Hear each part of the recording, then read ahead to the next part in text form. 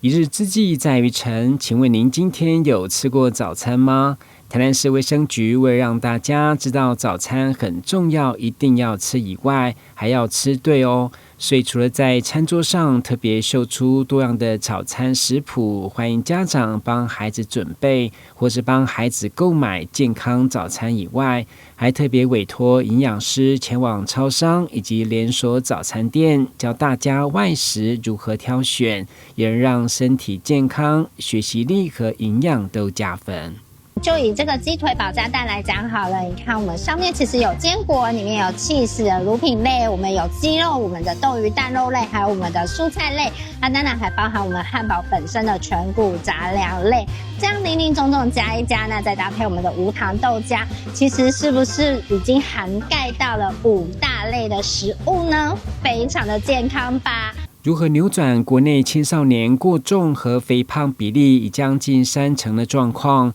市府积极推广健康早餐，连市长黄伟哲都带头公布他的早餐怎么吃，希望市民不分男女老幼，大家都从早餐开始吃出健康力。3餐之计一定在早餐，所以家长一定要督促孩子吃早餐，而且要吃对早餐，不能随便囫囵吞枣，吃下这个垃圾食物当早餐。那今天为各位介绍我们营养师有许许多多的早餐的食谱，那欢迎家长可以替孩子准备，或者带孩子去购买。这个东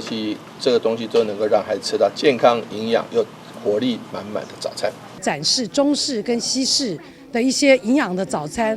能够让大家重新的提醒自己。糖类、蛋白质、脂肪，甚至是纤维，那这些都是我们营养不可或缺的一部分。为了在台南市的校园推动健康饮食，卫生局也祭出奖励，只要是国中以上至大专院校的在校生，将自己健康早餐的餐点拍照上传，就可以参加抽奖。活动直到10月10号，欢迎学生把握机会吃健康抽礼券。记者郭恩吉台南报道。